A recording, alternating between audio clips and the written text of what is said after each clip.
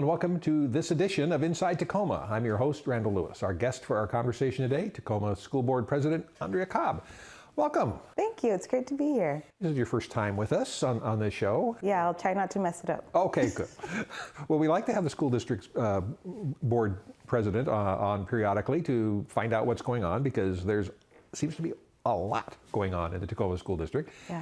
And first of all, here we are in late March, and you just had another kind of successful response from the community about, yeah, we think you're doing right, and here's some extra money. Yeah, that was great. We've got a lot of good momentum in the district. We've got several years of working to implement our strategic plan. We've started to figure out, I think, what works for students and what partnerships we need to grow, what programs need to be scaled, what initiatives need to be tweaked. So it's really exciting that we have some stability in funding and the support from the community to keep moving some of that work forward. So it was really great to see where we were in the end, because it's always reassuring to know that your community is behind you. And it generally has been, even when the graduation rate wasn't like it is now. I mean, the community has never kind of given up on the school district. Things we see in other places across the state and across the nation hasn't really happened here. Tacoma's always felt really strongly about its schools. Yeah, I think it's really interesting, but I think it's a reflection of just this community and the way we are about major issues generally. I grew up here, so I've always felt like a sense of community. So I think that the district has been successful in communicating that we're committed, we care, we want to keep moving forward, and I think that it's obviously reflected in what the community sees and feels, because they've continued to support the work of the district. Right. Now, you are the youngest member of the school board. I think so. Okay, all right. But you're no longer the newest member of the school board, right? Even though you were just elected 3 years ago, because board member Catherine Ushka has moved on to the city council, so you had a vacancy to fill. Yeah, we did. Based on the law, we have about 90 days to fill a seat when it becomes vacant. And we were really fortunate this time around. I think we had a total of 22 community members respond to our call for applications, saying that they were interested in the position. So we ended up interviewing 5 of those applicants, and we ended up with a great new addition to the board. His name's Enrique Leon. He'll be at our next meeting, I think on March 22nd, so we're excited to have him come along.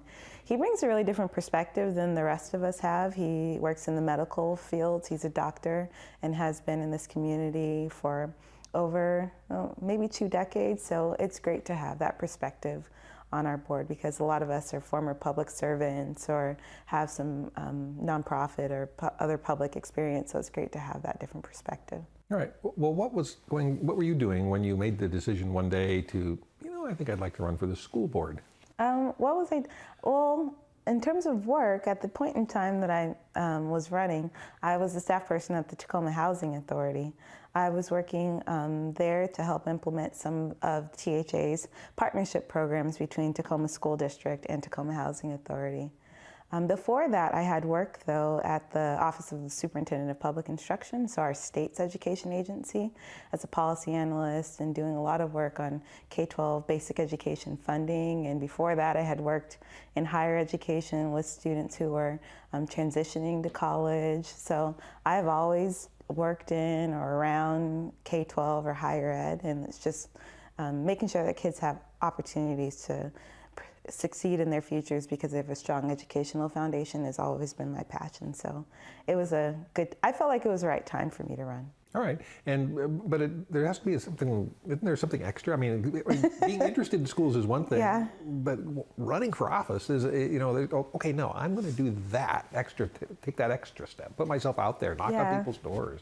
I guess at the point in time that I made the decision to run, and having been at Tacoma Housing Authority, I was ever since I returned home to Tacoma from undergraduate, I'd been in positions where I was working down in Olympia or traveling up to Seattle. So I didn't have the opportunity to really root in the community in terms of work here in education. So working at THA, I was in a place where I had really gotten to see a lot of, firsthand, the work that the Foundation for Tacoma Students was doing, the work that another great organization, Degrees of Change, was doing with students, the work that several of our individual high schools and other community organizations were doing in education in Tacoma. And then working from the community side of it, I got to see how meaningful it was for their work, for the district to have the strategic plan in place that it had, to have the commitment to partnerships. So at the point when the time to decide if you were going to run was coming around, that was going to be an open seat. And given what I had seen, I just didn't know who would be there filling that seat. So I think it was the right time for me because I just knew that I wanted to make sure that somebody was there helping to keep that momentum moving forward. So I guess it was probably where I was sitting in terms of work that made me see it as the right time because I knew so much good stuff was happening. I just wanted to be a part of keeping that moving forward. All right. Well, there certainly has been a lot of stuff happening in the Tacoma School District, and we'll get to some of that. But education as a whole is some conversation that we have at the state level because of the ongoing struggles the legislature's had with its obligations to fully fund public education as the state's paramount duty. And then nationally, while there's less of a role for the federal government in education, there's always controversy at the national level about education. Either an administration thinks it's doing the wrong things or the right things or too much or too little. And then there's the societal questions. And so I want to get to one of those because everybody's talking about right now, and that is school safety. And I know that's something that board members spend way more time on than they probably think they want to, because it should just be for granted that schools are safe places. But that's not the way it is in our country. So where does the Tacoma School District think it needs to adjust to deal with school safety? What are the policies or practices the school board's looking at on that? Well, I think from a board perspective, ongoing, we have a focus on safety. One of our 4 main strategic plan goals is safety. So it's been something that's top in terms of our priorities. It's been a top priority for a long time. But just in reaction to the most recent incidents in Florida, many of us board members were wanting to get a better handle on what does our safety infrastructure look like across the district and across all buildings. That's kind of a conversation we need to have internally to some extent, because some of that infrastructure question, keeping that information secret is a matter of protecting students and safety. Our superintendent has been in ongoing conversations with the police chief, making sure that we're aligned and have protocols in place for communication in response to any incidents that are occurring. I think broadly we're looking at safety holistically from the standpoint of physical infrastructure, from the standpoint of continuing to move our whole child initiative forward, which really focuses on how you treat people in the buildings, both how students treat one another, how faculty engage with students, and creating a safe culture, and then also making sure that we develop a culture of safety. So keeping an eye on who's in the building and are they supposed to be there? How do we greet people when they come to the building so we know that they've checked in with the office and are supposed to be there? So I think what we're doing now is really making sure that we are shored up in the places in terms of infrastructure, communication protocols, but then continuing to move all of our work forward to create more broadly a safe and supportive culture and climate that I really think at the foundation helps to prevent incidents like this from occurring in the future. So we're addressing it from all sides. And it certainly does seem to be something that if you just focus internally and institutionally about our buildings, that, okay, that's an important element, but you're missing something because then you don't really know what's going on in the community. The police department, we like to believe, has its pulse on what's going on in the community and what the activities are. And so you figured out that there is a link there. There's a link with other community agencies that may know about things that are happening. And so it really does kind of seem to me that a holistic approach is really the way to go, and districts cannot just say, no, this is our thing to worry about. We don't know, we don't want to care what you guys are doing. Absolutely not. We have to be engaged with our partners on this. I think one important partner community too is just families in our district. Families see changes in their students faster than maybe a teacher might notice it. So the stronger partnerships we have with that group of our constituents too, I think the better off we'll be. So again, that holistic approach is, I think, how we address all of these complex major issues, and I think that's the approach that we're taking with regard to safety. Okay. Another kind of more societal issue that I know affects schools is something that the city also is very heavily engaged in, and that is the growing number of homeless folks we have in our community, which is a variety of causes for that and a variety of ways to be addressed. Tacoma certainly, I believe, as a community, as a city, as the schools, is doing probably more than its share in terms of addressing this issue.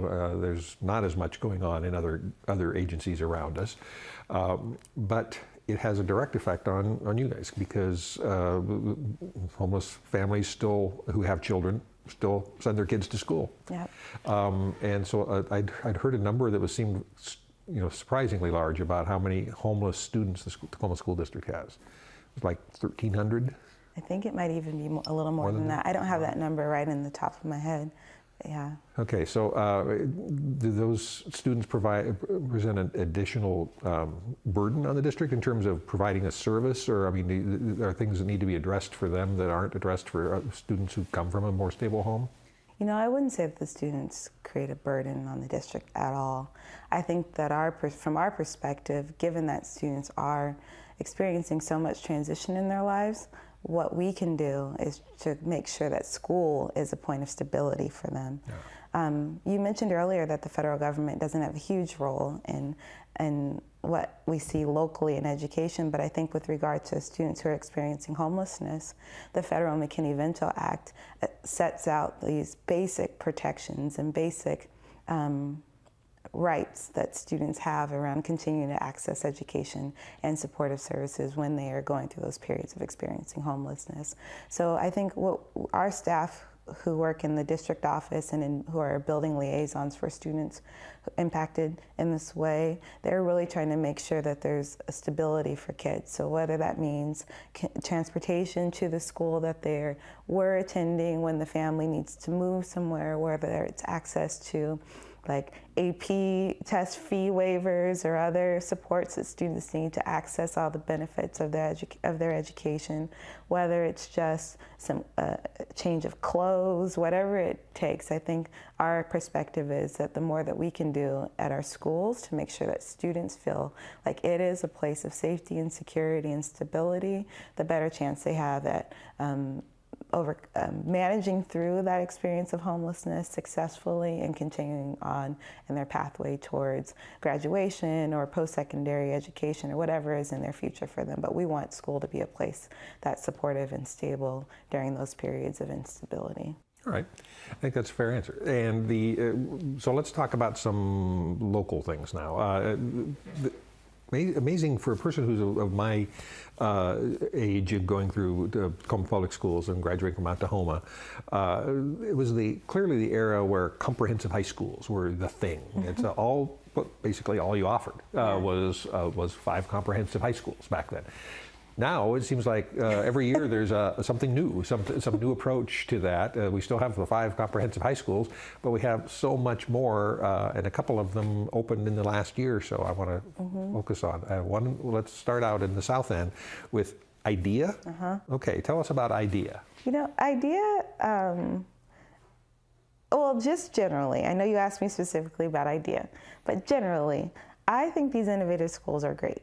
I think that the more we get to know about our students and their specific needs and areas where we want to dig in deep, these innovative schools ideas pop up. So IDEA and industrial design, engineering, and art or architecture, I think the premise of it and getting students access to more hands-on learning and across the innovative schools broadly, that hands-on learning experience, that bringing in professionals who are working in this field to teach our students the fact that it's a smaller community where they're building a different kind of relationships with their peers and the adults they're interacting with, I think it's just an extension of this innovative school model in another area where we see that students are interested, and pursuing those interests provides them access to a great deal of opportunities when they leave Tacoma School District.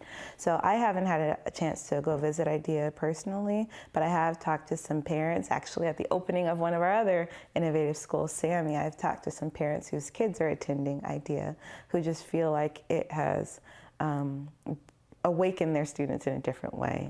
They're excited to go to school to pursue something that they have some passion around right now. It might not be what they end up majoring in college or what they pursue for a career down the road, but it's the thing that's keeping them engaged right now. And I think broadly, these innovative schools have had that impact of keeping kids really engaged. Now, it started in Tacoma with, well, there's been Oakland Alternative High School, which is a different approach to the comprehensive high school. That's been around for years. But SOTA was originally the first innovative school and proved, I think the school district and the community at large was just stunned by how widely and easily that was accepted and how fast it grew. And that kind of led to Sammy after, and now IDEA later. And now Sammy has reached a milestone in having, for the first time, not just living out of portables, right? So they have their own really cool building in the zoo. Yeah, that's exciting. I did have a chance to be at the Sammy grand opening, and it really is, you can feel the partnership that it took to execute that building.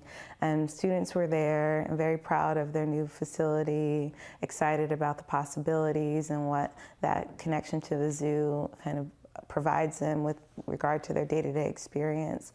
So it really felt like a place where there will be strong connections between the zoo staff and volunteers, and just that ongoing focus on environmental education and learning. So I'm excited for the students at Sammy.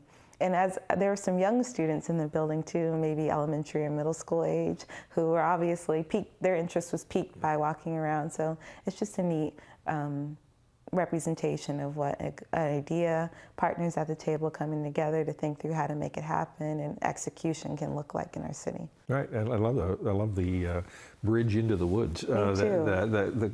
Right out of the school deep into the woods. It really is kind of magical. I was fortunate to go to undergrad at a place that had like a little stream that ran through the campus. And it really, when you're out on the campus and the sun's shining or it's raining, and just having that be your view around you just changes how you feel. I think it, at least for me, being in the park, the trees put me a little bit at ease. So just the fact that students for whom that's a right fit have access to a place like that as their day-to-day center of learning is just really exciting to me. Okay, now SOTA, while it's been around the longest, doesn't actually have a building of its own. It kind of operates out of various spaces in downtown Tacoma. Is that the model that you're looking forward for that, or is there a building for SOTA in the future? You know, in my time, we haven't talked about a different building for SOTA in the future.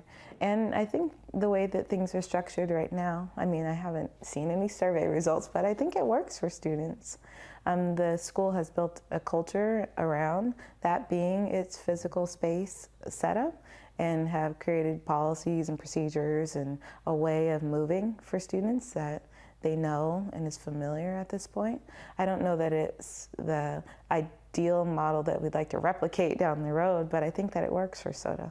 I think it also works because of its urban setting. Yeah. Because I've talked to other folks, more the city planners, the city builders, the city thinkers, kind of people, and they love the activity, the vibe that college kids are one thing that UW Tacoma provides, but high school kids are just a completely different vibe. And mixing them all kind of together down there in that part of downtown is why that part of downtown is alive like it is. Yeah, I think it works with the SOTA students moving around. I think it works with the UWT group. It works with the transit that's right there, because many of the students don't have a car or aren't yet driving age. So having them have access to public transit really easily makes it work. I think that would be a challenge.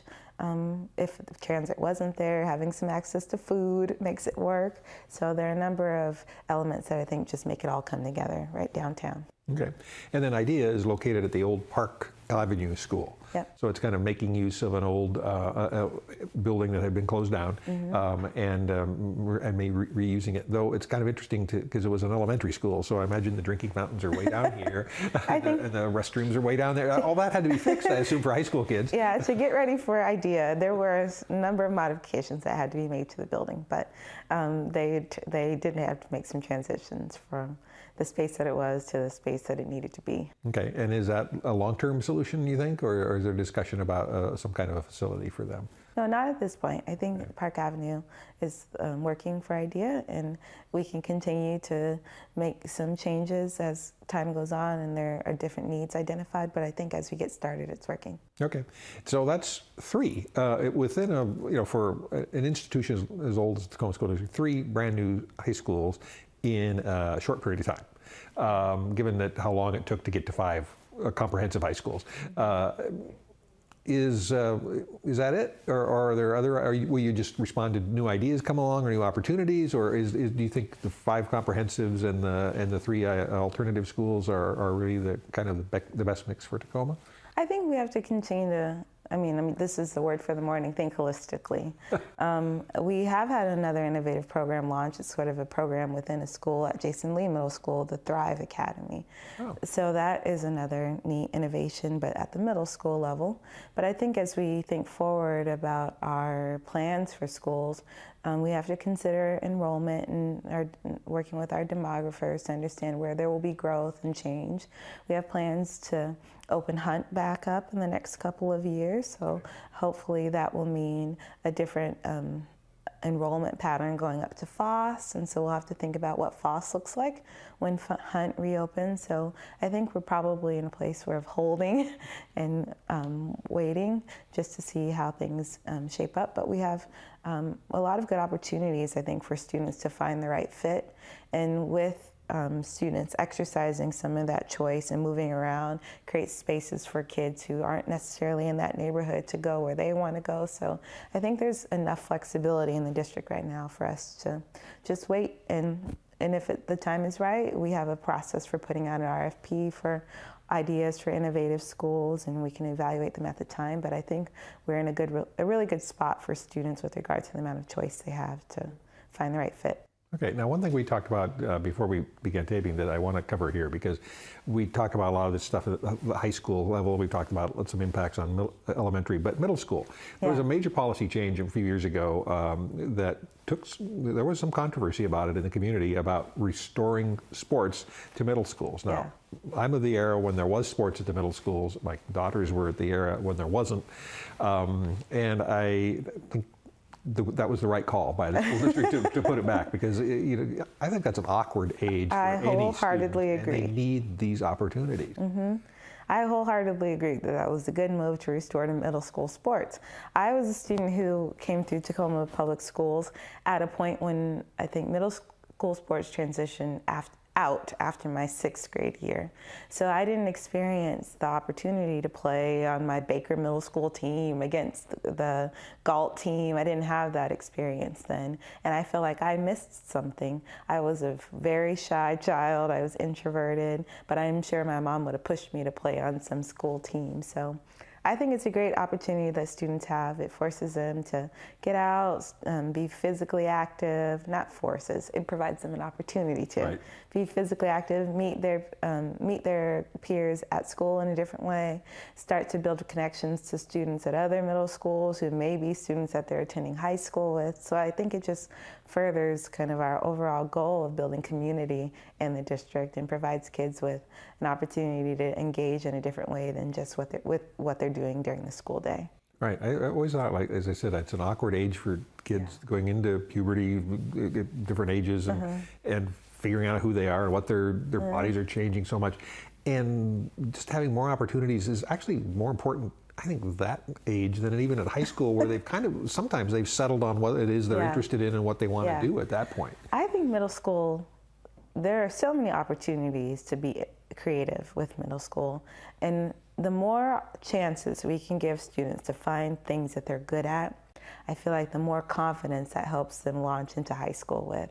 So whether you struggle in math, but you're a great writer and you can kick a soccer ball, like just giving kids those chances to use their brains in different ways, use their bodies in different ways, exposure to arts in the middle school, project-based learning, first robotics, all these activities. I think the more we can introduce them at earlier stages, it helps kids keep their minds open to the possibilities for them in the future. So anything we can do to be innovative and creative at middle school, I'm all for it. Okay, and that's kind of one of the thoughts behind the Thrive Academy, Jason Lee? Okay. We have just a minute left, but can you summarize a little bit about what that does? Well, Thrive is a great recognition that in order for students to be engaged and as learners, they need to be active physically. So Thrive embeds a lot of great physical education opportunities, focused on nutrition and healthy eating. Just overall health and wellness is embedded into that program. We got a great grant, I think last year or the year before, that helped the school make some improvements to its gym, and so there's great equipment there for the students to use.